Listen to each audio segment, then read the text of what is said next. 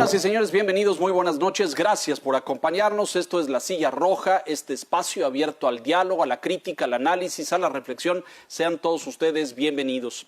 El día de hoy recibimos a distancia en esta comunicación digital que nos permite hoy hacer estos enlaces al doctor Germán Fajardo, director de la Facultad de Medicina de la Universidad Nacional Autónoma de México, una autoridad no solamente académica, sino médica también, con múltiples reconocimientos, premios, ensayos y libros publicados. Doctor Fajardo, un enorme gusto recibirlo y que nos reciba usted en esta conexión. Muchísimas gracias. Al contrario, Leonardo, al contrario, Enrique, Víctor, un gusto. Muchas gracias, gracias, doctor. Saludo a Enrique Quintana. Muy buenas noches, Enrique. ¿Qué tal? Muy buenas noches a todos. Y don Víctor Piz, ¿qué tal? Muy buenas noches. Buenas noches, Leonardo. Buenas noches a todos. Tenemos muchos temas, doctor, y le agradecemos su disposición para poder abordarlos, analizarlos, discutirlos. Hay mucho en materia de salud hoy en debate en México. Hemos ya en espacios anteriores hablado de temas de salud pública. Hoy yo le pediría que habláramos de temas mucho más precisos que tienen que ver con el personal, su capacitación, su entrenamiento. Corren versiones ahí en la sociedad, en las redes, respecto a que no tenemos suficientes especialistas para hacer y para manejar equipos de alta especialidad como los respiradores y el entubamiento. En fin, todas estas dudas las iremos planteando y resolviendo a lo largo del programa. Nuevamente nuestro agradecimiento. Podríamos empezar tal vez con su visión y su análisis de esta pandemia, cómo se vive dentro de la universidad, cómo la viven los estudiantes, cómo se preparan desde la Facultad de Medicina para hacer frente a esto, si es tan amable. Gracias, Leonardo, y buenas noches a todos. Bueno, sin lugar a dudas nos enfrentamos a la mayor crisis contemporánea de la humanidad, ¿no? De ese tamaño es de lo que estamos hablando. Ante esto, nadie tiene todas las respuestas y todos los días aprendemos algo. Con este panorama, digamos, de lo que inició hace un poco más de 4 meses en China y que llegó a nuestro país hace un poco más de 2 meses, los universitarios, con el liderazgo, hay que decirlo muy claro, con el del rector Graue, hemos tomado decisiones muy importantes, no solo para la comunidad universitaria, sino diría yo para todo el país. En relación al aislamiento social, al distanciamiento social desde un inicio, pero también, como es natural, con la participación de la universidad, de las diferentes áreas de la misma, en investigación, en enseñanza, y cómo se puede aportar desde todos los puntos de vista, de todos los ángulos del conocimiento, para entender mejor y para tener mejores soluciones ante un problema tan grave, tan complicado, inédito, como todos sabemos, como es el coronavirus. En particular, desde la Facultad de Medicina, con un gran cuidado, primero, con los estudiantes. Nuestra prioridad, sin lugar a dudas, es la protección de los estudiantes, tanto de pregrado como de posgrado, que ellos estén tranquilos, de que puedan continuar sus estudios seguros en el contacto con esta pandemia.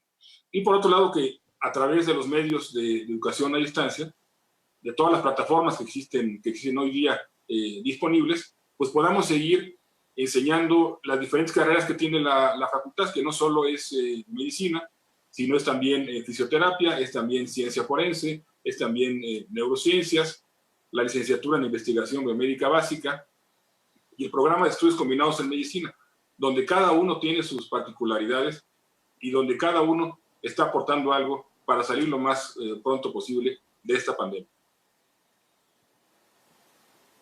Muy bien, doctor. Díganos en tema de colaboración o de coordinación, ¿la Facultad de Medicina participa apoyando o asesorando a sectores de salud, a centros hospitalarios, a institutos de salud pública, al IMSS, al ISSSTE? ¿Participa en algo de esto o más bien se mantiene en una labor académica solamente?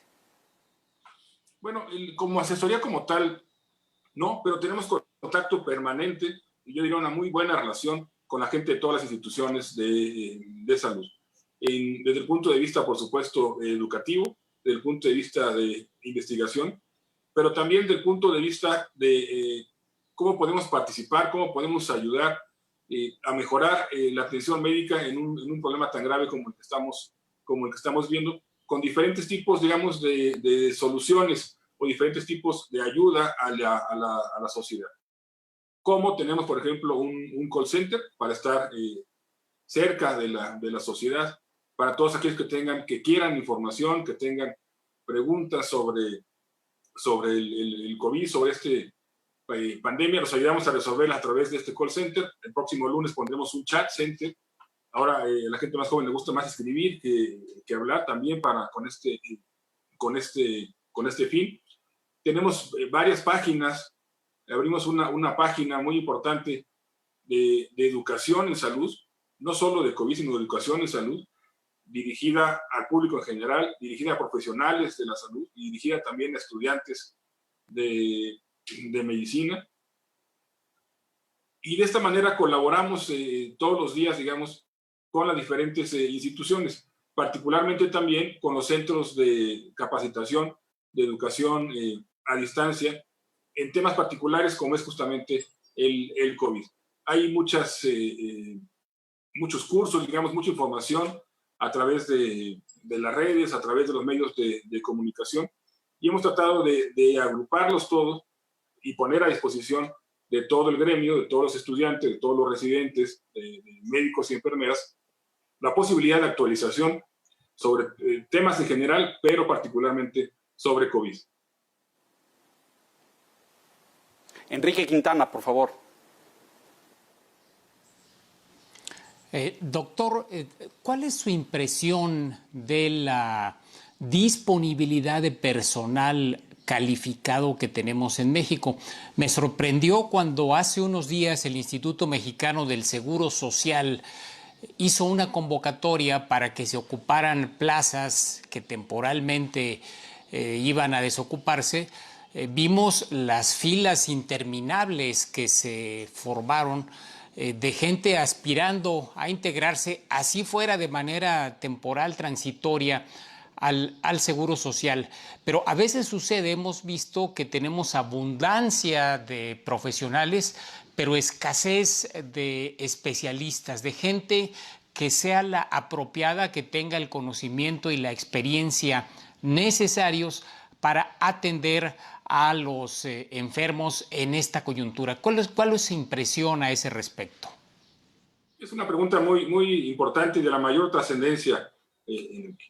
Esto hemos hecho análisis, digamos, a partir de la epidemia de H1N1 hace algunos años, hace 9 años, 10 años, donde justamente en el análisis que se hizo nos dimos cuenta que hay estados de la República que no, en ese momento había estados de la República que no tenían algún tipo de especialista.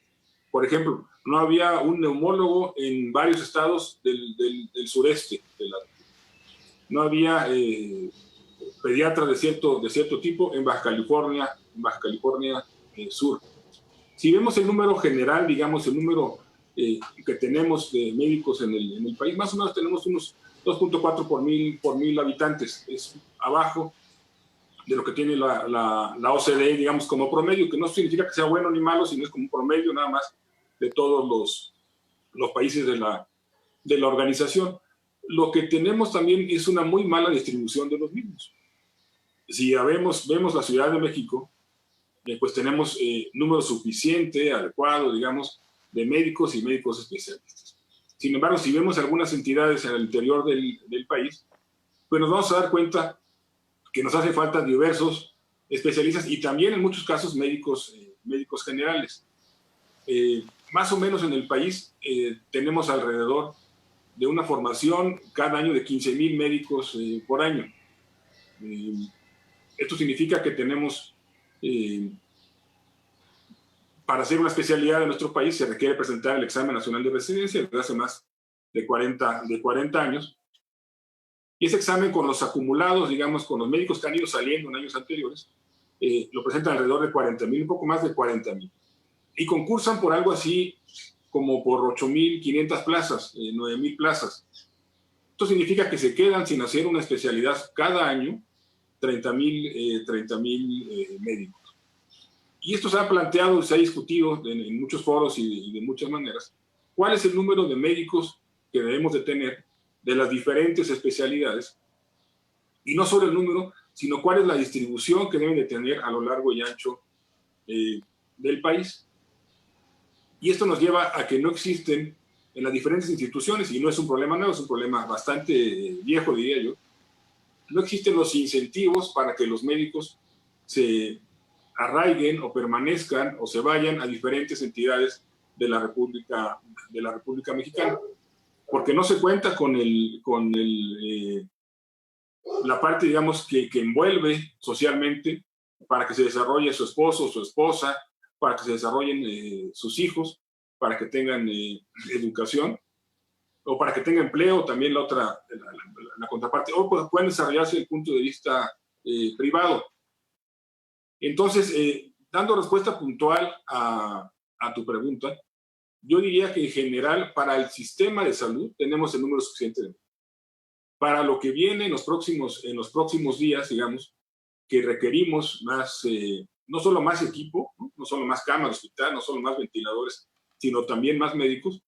Estoy seguro que van a hacer falta médicos especialistas en terapia intensiva, médicos especialistas en anestesiología, médicos especialistas en urgencias, gente que pueda enfrentar y que pueda responder a las necesidades tan dramáticas, digamos, que vamos a tener muy probablemente en los próximos días en el país.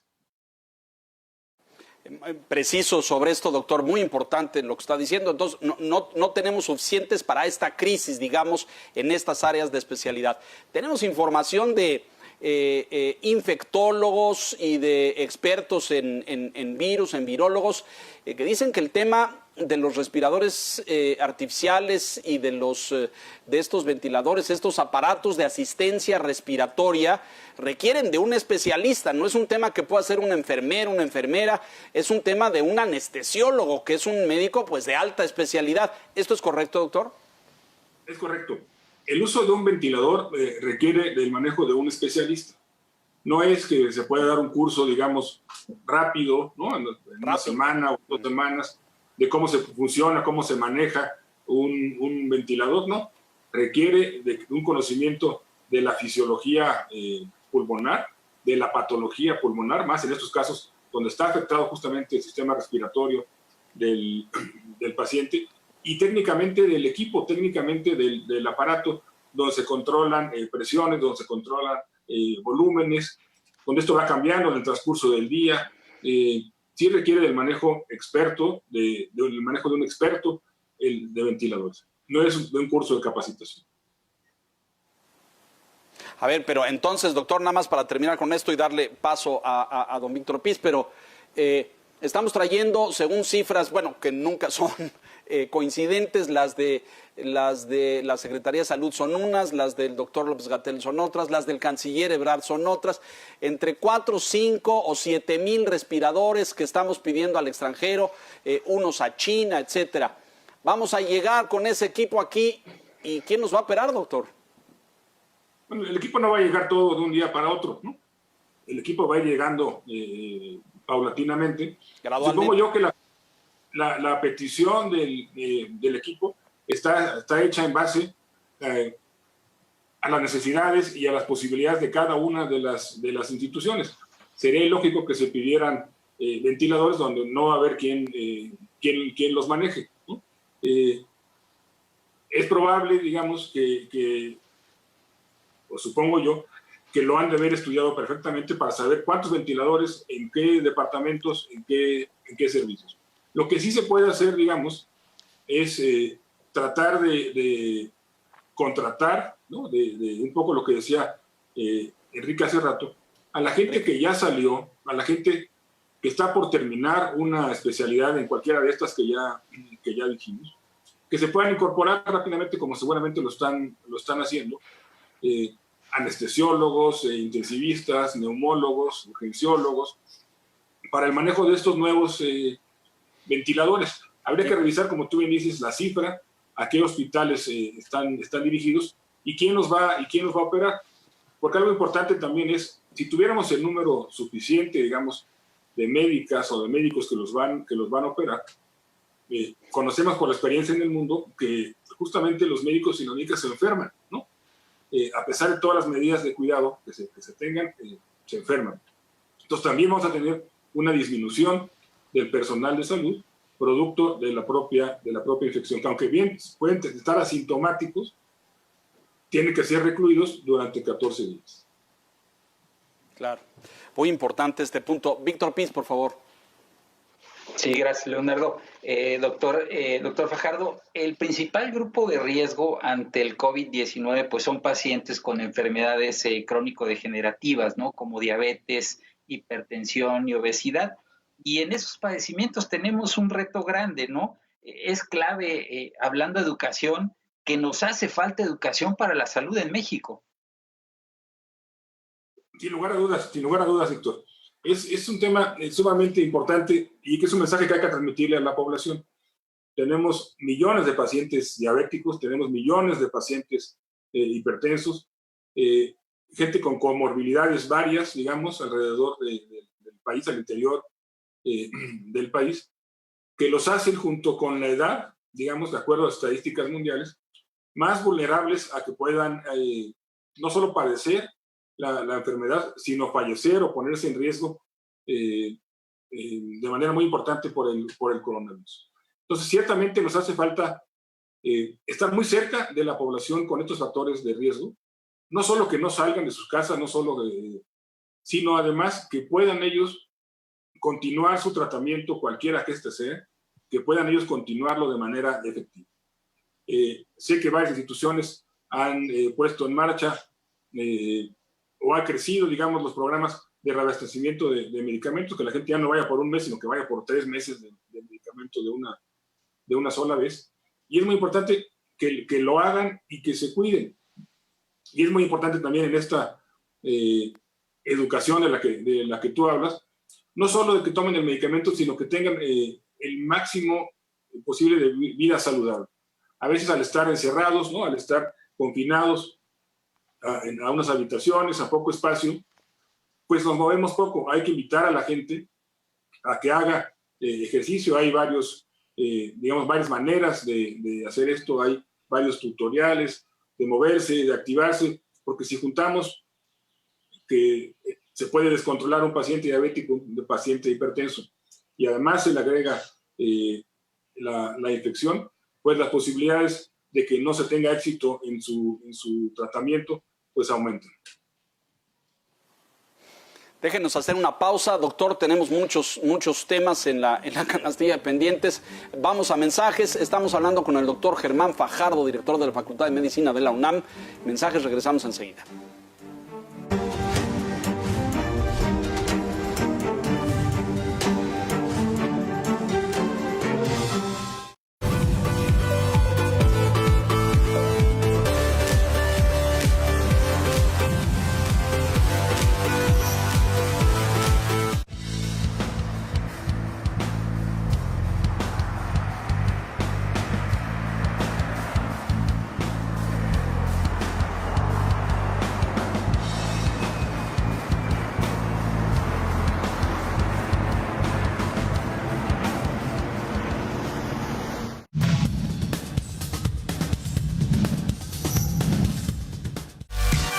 ¿Quién es quién en los negocios mundiales?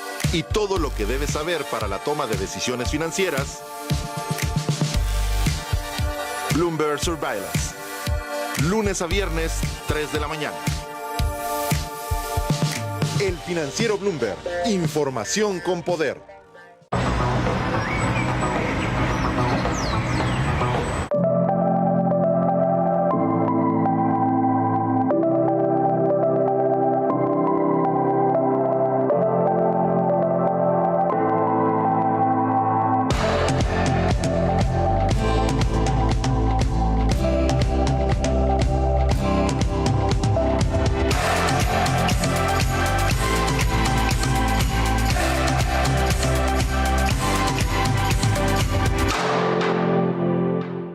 Jonathan Ferro presenta los gráficos del Opening Bell en Wall Street, análisis, investigación y las predicciones en torno a los movimientos bursátiles. Bloomberg Markets, The Open, lunes a viernes, 8 de la mañana. El Financiero Bloomberg, información con poder.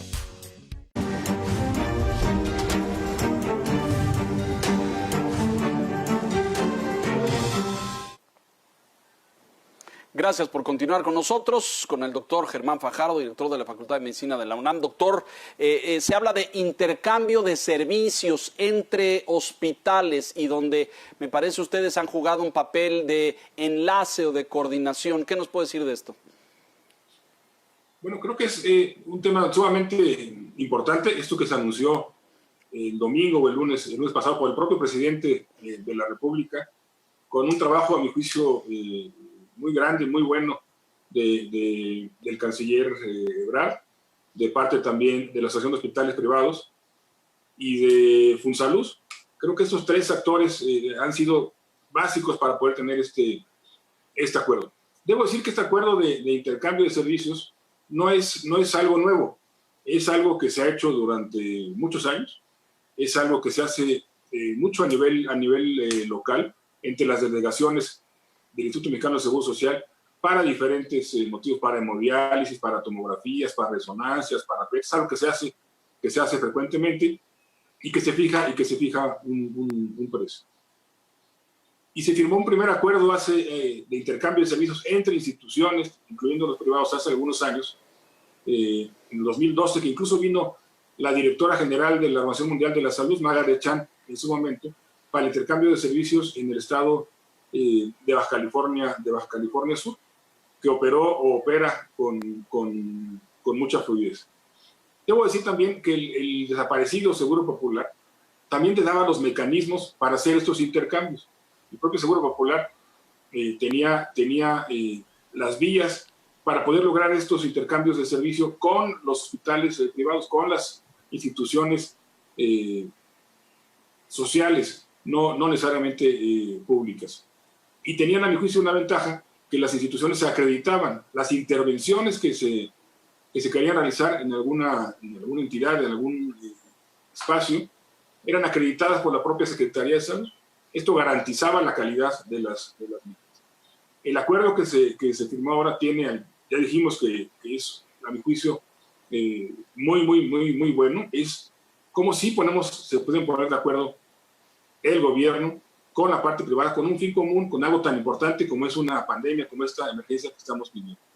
El reto ahora, sin lugar a dudas, es cómo se va a operacionalizar este acuerdo. La gente no va a poder ir, aunque esté firmado en el acuerdo, no va a poder decidir ella misma ir a determinado hospital en cualquier parte de la República para que lo operen de la vesícula, como lo tenía programado. Tendrá que ser enviado por la institución y recibido por la parte privada, se realiza la intervención y regresará a su institución de origen. Creo que es un acuerdo bien importante, que ojalá se pueda operacionalizar rápido. Entiendo que entra en marcha a partir del día 23 hasta el 23 de mayo. Yo creo que esto se tiene que extender, o se tendrá que extender de manera natural. Sobre todo, la importancia es para que los pacientes no COVID puedan seguir atendiéndose, para que los pacientes puedan seguir, un poco como lo que decía Víctor hace rato, puedan prevenir los problemas de hipertensión, de diabetes, puedan continuar con un mejor estado de salud y continuar su vida, seguir con su vida, ya sea estudiando, ya sea trabajando, en fin, depende de las actividades de cada persona. Sí, muy positivo y favorable, oportuno también. Enrique, por favor. Doctor, en este proceso, en esta coyuntura, hemos visto fenómenos, pues al menos para mí, inéditos, como es esta reacción de la sociedad ante la profesión médica. Este tema a residentes, etcétera, básicamente pues por el temor o a veces por ignorancia. Como cabeza de la Facultad de Medicina más importante del país. ¿Cómo se explica que hayamos tenido esto en México en contraste con lo que hemos visto, por ejemplo, en Europa, donde hay un reconocimiento social, estos eventos que sucedían en España, de que a cierta hora de la noche la gente salía a los balcones a aplaudir al personal sanitario? ¿Cómo lo explica usted este hecho inédito que estamos presenciando en nuestro país? Bueno, primero es algo indignante, ¿no? Estas ofensas, estas agresiones, esta discriminación, me parecen a las médicas, a los médicos, a las enfermeras, a los enfermeros, me parecen ruines, me parecen cobardes, me parecen inexplicables, y es algo que de ninguna manera podemos permitir. Como parte del sector de la salud, como parte del gremio médico, no podemos permitir ese tipo de agresiones. Explicarlas es muy complicado. Se puede hablar de ignorancia, se puede hablar de miedo, se puede hablar de desinformación, se puede hablar de impotencia, de una serie de cosas, pero la realidad es que son cosas que no podemos permitir. Ciertamente, como bien dices, y habría que recordar, quien estudia trabajo social, quien estudia fisioterapia, enfermería, medicina, pues es alguien que tiene yo diría, una vocación, y es una vocación de servicio, ¿no? Como dice el lema de la facultad, es vivir para los demás. Entonces, pensar en que alguien los agrede por cualquier circunstancia de las que hemos mencionado, nos parece terrible. Yo quisiera recordar que el médico, quien estudia medicina, es el único profesional que realiza un año de servicio social, a veces en condiciones muy complicadas. Hay alrededor de 2,000 comunidades en el país, que solo reciben atención médica por un pasante de medicina. Esto es por un médico recién graduado. Todas las demás profesiones hacen servicios sociales 6 meses, algunos son con diferentes características, a lo mejor medio simulados o de algunas horas, en fin, y el médico se dedica un año por completo de su vida, casi gratuitamente, al servicio de los demás. Entonces, la realidad, además de los años de estudio, 6, 7 años de estudio en la carrera de medicina, 4, 5, 6 años en la especialidad, donde en muchos casos vuelven a realizar un servicio social de 4 meses en las especialidades troncales, digamos, en medicina interna, en ginecología, pediatría, cirugía y urgencias. A ver, esto se va a solucionar, esta crisis que estamos viviendo, se va a solucionar con 2 cosas, amigos. Una, con el distanciamiento social, que ya platicamos un poco de él, y 2, conciencia y con la participación del gremio de la salud. Imaginemos así como aquella película de Un día sin mexicanos, y como lo que vimos hace un poco más de un mes, de Un día sin mujeres, esa lección que nos dieron las mujeres del mundo a todos. Imaginémonos un día sin enfermeras y enfermeros, un día sin médicas y médicos. Es una tragedia. Lo que debemos hacer, a mi juicio, es tener, no solo en este momento, por supuesto que en este momento, pero no solo en este momento, un reconocimiento permanente, una valoración del trabajo cotidiano, del esfuerzo de servir a los demás, yo diría de amor por el prójimo que tenemos en estas profesiones. Es realmente algo sumamente indignante lo que hemos visto en algunos estados de la República. Coincido, doctor. Usted trataba de ahí de buscar un poco las causas, ignorancia. Me pregunto si la desinformación ha contribuido en esto. Y aquí sí hay una responsabilidad de las autoridades, porque se nos ha dicho insistentemente que lo que más necesita la población en un momento como este es información clara, precisa, puntual, transparente, coherente. Y me parece, lo digo yo, pero se lo consulto a usted, que eso nos ha faltado. Yo no sé si eso puede estar entre las causas que han provocado esta conducta indignante, aberrante, a la que usted se refería. Seguramente que sí. Y yo diría que a lo mejor un poco, digamos, hoy día en las redes sociales se puede poner lo que uno quiera, no tiene ningún filtro. No pasa, no es como un medio tradicional que ustedes conocen mucho mejor que yo, como la radio, la televisión, los periódicos, las revistas. tiene un filtro y existe, digamos, ética en el servicio, en la información que se da al público. No es el caso de las redes sociales.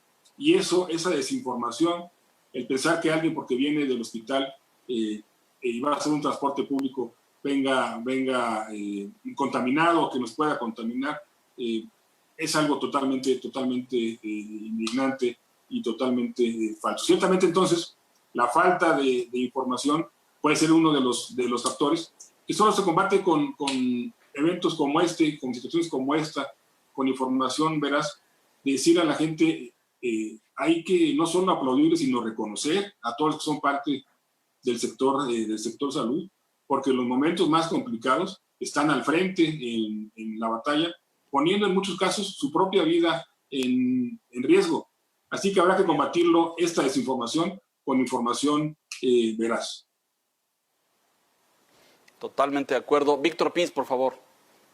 Sí, coincido, es totalmente indignante este tipo de expresiones contra personal médico que se han visto en distintos puntos del país.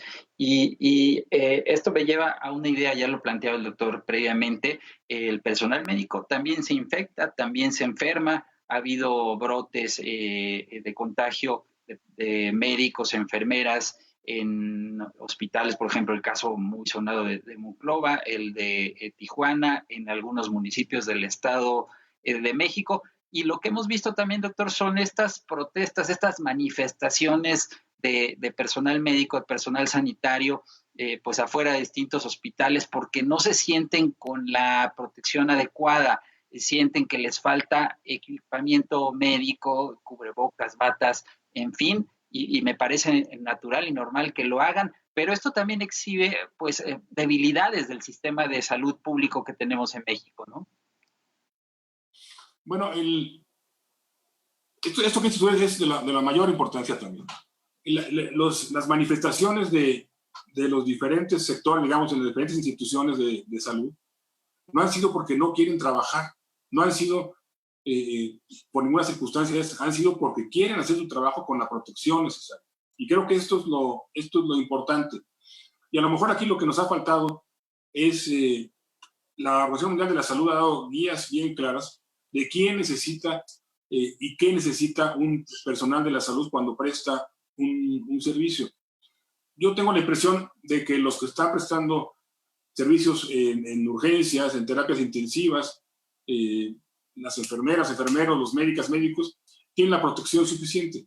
No así, digamos, el médico en general, digamos, que en su exploración física de manera natural tiene que decir al paciente, las primeras cosas que hace es abra la boca, ¿no? Y para abrir la boca y ver la boca, valorar la boca en su conjunto, pues hay que acercarse al paciente.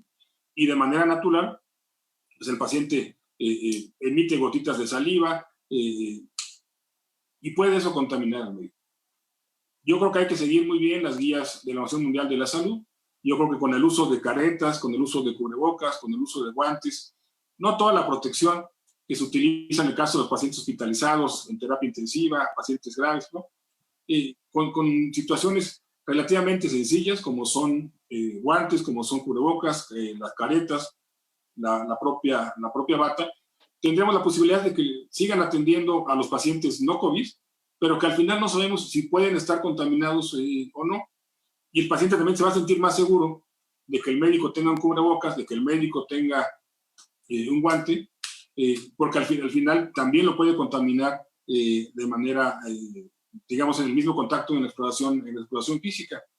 Así que yo creo que sí tenemos que impulsar justamente que el personal de salud esté protegiéndose ellos, pero también protegiendo a los pacientes. Y si ustedes me permiten, aprovecho para decir que la Fundación UNAM, en conjunto con la Universidad y la Facultad de Medicina, lanzamos una campaña de dona un kit, protege a un residente. Justamente con este fin, lo que queremos es que todos los residentes que no están en contacto, que no están en terapia intensiva, que no están en estas áreas críticas, puedan tener una careta, puedan tener la protección suficiente para que sigan no solo haciendo su trabajo cotidiano, sino sigan aprendiendo, sigan el proceso de enseñanza, aprendizaje con el paciente y para el paciente, que es por lo cual estudiamos medicina. Muy importante. Enrique, por favor. Doctor, hay una discusión a propósito de la gestión de la crisis. Y en esta discusión hay dos perspectivas. Unos que piensan que en México y en otros países la crisis ha sido operada desde una perspectiva científica, es decir, por personal, directivos responsables que tienen el conocimiento y los elementos para tomar las decisiones correctas. Y hay otra perspectiva que señala que a veces se le da un tratamiento más bien político, donde no siempre se escucha y se toman decisiones en base a lo que los científicos, los académicos señalan. La UNAM participa en varias instancias importantes de toma de decisiones. ¿Cuál es su valoración hasta este momento respecto a la gestión que se ha hecho de esta crisis en nuestro país? A ver, yo diría que ha habido como dos respuestas y a lo mejor una combinación, una tercera, en el mundo después de que esto apareció en China. Digamos, respuestas muy concretas, con grandes resultados a mi juicio, como fue el caso de Singapur, como fue el caso de Corea, donde hubo aislamiento social, distanciamiento social, casi de manera inmediata, con diferentes acciones de este tipo. Y otros más relajados, como sucedió en España, como sucedió en Italia. Y yo creo que en México empezamos tarde, digamos, con el distanciamiento social. No solo con decirlo, digamos, sino con algo que es muy importante y que a lo mejor tiene que ver un poco con lo que decía Leonardo hace rato, que es con el ejemplo. Si alguien del gobierno sale y dice una cosa, es importante el distanciamiento social. Y luego alguien más sale y dice, no es importante, ¿no? Sigámonos abrazando y sigamos dando rumbo normal, digamos, a nuestra vida. Pues la gente de manera natural se confunde.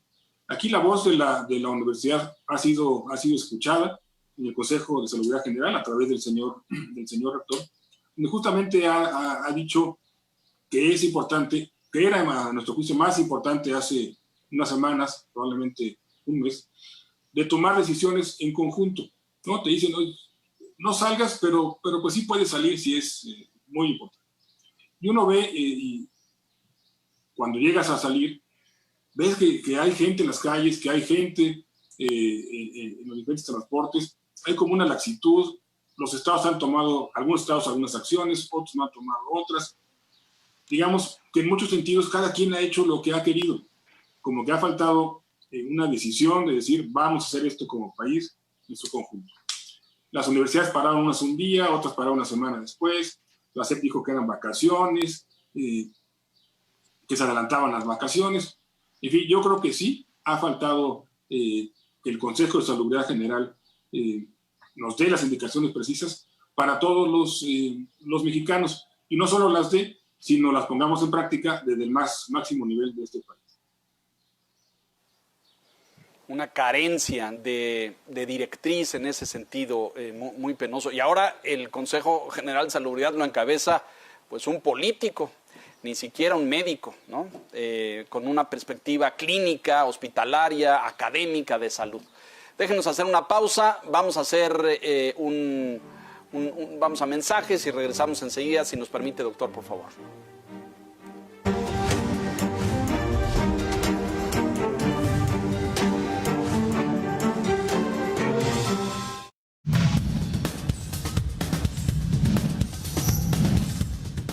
Desde Nueva York y Londres, infórmate del cierre de los mercados europeos y su repercusión en el mundo. Bloomberg Markets European Close. Lunes a viernes, 10 de la mañana. El Financiero Bloomberg. Información con poder. Un programa enfocado al análisis de las políticas del presidente Donald Trump, las decisiones en su administración y su repercusión en la vida de los estadounidenses. Bloomberg Markets, Balance of Power. Lunes a viernes, 11 de la mañana. El Financiero Bloomberg. Información con poder.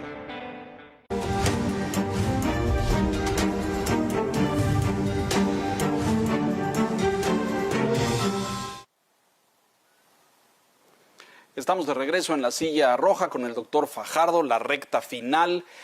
Doctor, se mencionó en este otro gran acuerdo con fundaciones privadas, la de dedicar el centro de convenciones Citibanamex a hospital y dar cabida ahí a más de 850 camas, en fin, un número muy importante, encabezado por fundaciones privadas. Entiendo que la Facultad de Medicina juega ahí un rol y un papel, ¿es correcto? Es correcto, Leonardo. Esto es algo también bien importante. Así como decíamos que el acuerdo con hospitales privados es un gran acuerdo, digamos que a todos nos da gusto que nos pongamos de acuerdo, sociedad y gobierno.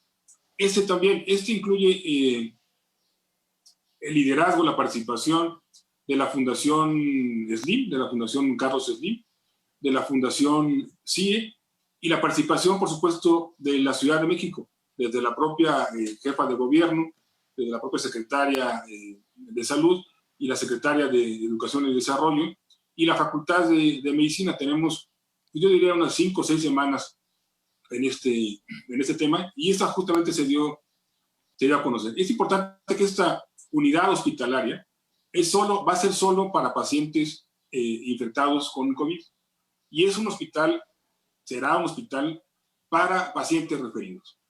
Los pacientes no van a poder llegar ahí sintiéndose mal, buscando atención médica. Esa se seguirá atendiendo en los diferentes hospitales, en los diferentes centros de salud de la ciudad, en los hospitales federales, en los institutos nacionales de salud. Ellos internarán o no al paciente, estoy hablando del paciente que sí se interne, y ellos lo referirán, si es que pasa a terapia intensiva o no, lo referirán a este hospital del centro Banamex. Esto es muy importante, comentar esto es bien importante para que la gente no se acerque eventualmente al hospital, acuda donde habitualmente lo hace para recibir atención médica. El hospital es un hospital que se adaptó, así como estamos muy orgullosos de muchas cosas en nuestro país. Esta, sin lugar a dudas, es una de ellas. Repito, con el liderazgo de la Fundación SLIM y Fundación CIE, se van a poner en marcha 240 camas, pero como tú bien dices, pueden ser más de 850 camas las que estén ahí a disposición para la población, para el que todo lo que lo necesite. Es importante que además, digamos, de la atención médica a los pacientes, se han adecuado también instalaciones, contrario de lo que hemos dicho, instalaciones para que el médico, para que el enfermero o enfermera, la doctora, se sientan cómodos, se sientan bien. Hay áreas de descanso, incluso hay dormitorios, hay comedor, con el fin de que se sientan a gusto y puedan prestar el servicio, puedan estar atendiendo al paciente con esta enfermedad que nos aqueja como humanidad.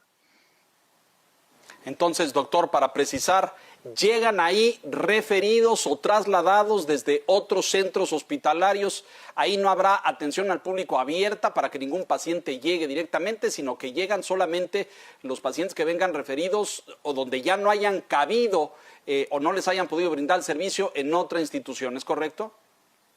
Es correcto, llegan como tú dices, referidos, llegan no hay, digamos, consulta externa, ¿no? No hay urgencias. Correcto. No es un hospital de este tipo, es un hospital de convalecientes, es un hospital que nos van a mandar a los pacientes y ahí se permanecerán. El paciente con COVID es un paciente que requiere hospitalizaciones, dependiendo del caso, por supuesto, pero relativamente largas. Entonces estarán ahí con todos los servicios, con el oxígeno que se requiera, con el monitoreo, con los cuidados adecuados. Es un paciente para pacientes convalecientes, no para pacientes, digamos, agudos que lleguen a buscar atención médica. Víctor, por favor. Sí, me regreso al punto anterior de las medidas de distanciamiento social, porque se dice que las medidas económicas van de la mano de las medidas en salud, o al revés, las medidas en salud van de la mano de las medidas económicas. Y en este momento el gran debate es cuándo reanudar actividades en los países y regiones del mundo es el debate en Estados Unidos, en Asia, en Europa, en América Latina. Y aquí en México el gobierno ya definió 2 plazos, el del 17 de mayo para reanudar actividades en casi 1,000 municipios en donde no hay propagación del virus, y el 1 de junio en el resto del país. ¿Cómo ve usted estos plazos, doctor? ¿Le parecen adecuados? ¿Le parece que es adecuada esta gradualidad que ha planteado el gobierno para retomar la normalidad en nuestras actividades? Bueno, parecería que sí. Yo creo que en esta pandemia hay que ir día con día, ¿no? Porque los escenarios pueden modificarse y pueden cambiar, como cambian, de hecho, por horas. Entonces hay que estar muy al pendiente de cómo evoluciona, digamos. Decir una fecha también es un poco aventurarse. La gente, la sociedad, digamos, espera que se diga una fecha para poder salir, para poder normalizar. Lo que ha sucedido en otros países, como fue el caso de China, todo fue gradual, ¿no? No fue gradual en diferentes zonas, sino fue gradual en las escuelas, por ejemplo, van solo un tercio del salón va los lunes, un tercio del salón va el martes, y el siguiente tercio el miércoles, para que permanecer con este distanciamiento y ir poco a poco retomando, de acuerdo a cómo evolucionen los casos, digamos, la actividad laboral normal. Un factor que se puede utilizar, o algo, digamos, técnico, científico, que se puede utilizar para esto pueden ser las pruebas rápidas. Con las pruebas rápidas lo que nos hablan son la inmunidad que tiene el paciente en este caso. Entonces, si decimos, por ejemplo, vamos a hacer una prueba de inmunidad, de prueba rápida a esta población, y vemos que ya tienen anticuerpos, que ya tienen inmunidad, entonces, bueno, pues pueden, aunque no sabemos exactamente cuánto dura la inmunidad y cómo funciona, pero pueden ser mecanismos no solo de estudio, no solo de análisis, sino la posibilidad de que esa comunidad, digamos, o ese grupo pueda regresar antes. Tal es el caso, por ejemplo, justamente de los prestadores de servicios médicos, de las enfermeras y los médicos, para poder reactivar sus actividades. Enrique. Doctor, en la semana que termina hubo pues noticias que se percibieron positivas en términos de contar con vacunas. De hecho, hubo un día que los mercados financieros se fueron para arriba ante la expectativa de 3 investigaciones, 2 en Estados Unidos, 1 en China, a propósito de la producción de vacunas. ¿Qué tan cerca estamos realmente, ya sea por un lado de contar con una vacuna para esta enfermedad o de contar con un medicamento realmente probado, verificado, que permita al menos ser aplicado en los casos más críticos? Se hablaba mucho de la hidrocloroquina, no sabemos realmente, ha habido muchas versiones. ¿Cuál es el estatus que hay en materia del desarrollo de tratamientos para el COVID? Yo creo que son dos cosas muy importantes, las dos, independientes. Para que tengamos una vacuna van a pasar muchos meses. El proceso de elaboración de una vacuna es muy tardado por las fases clínicas que debe de tener las fases preclínicas, digamos, del laboratorio que debe tener la elaboración de una vacuna. Difícilmente la tendremos, en el mejor de los casos, hasta finales del año, en el mejor de los casos, hablando de tener una vacuna que pudiera ser de mucha utilidad, porque es cuando empieza el invierno, estaremos terminando el otoño, pero se lleva muchos meses y no está cerca, digamos, de tenerla en ese espacio. Lo que veo yo más cerca son los diferentes tratamientos. Tú mencionabas uno, que el propio presidente de Estados Unidos lo anunció como que tenemos la solución y que debe estar todos tranquilos. Bueno, todavía no se prueban. Hoy se publica justamente un antiviral que parece que está funcionando en algunos casos. Yo creo que aquí hay que ser muy cauto, sumamente cauto. Y nuestro país ahí está participando de manera muy importante en los institutos nacionales y el centro médico con protocolos que se siguen en el mundo con los medicamentos que se están estudiando. Porque esto es importante hacerlo, digamos, de manera paralela, porque no necesariamente todas las poblaciones responden igual a los mismos tratamientos. Así que yo veo mucho más cerca, tratando de ser concreto en la respuesta, mucho más cerca que tengamos un tratamiento para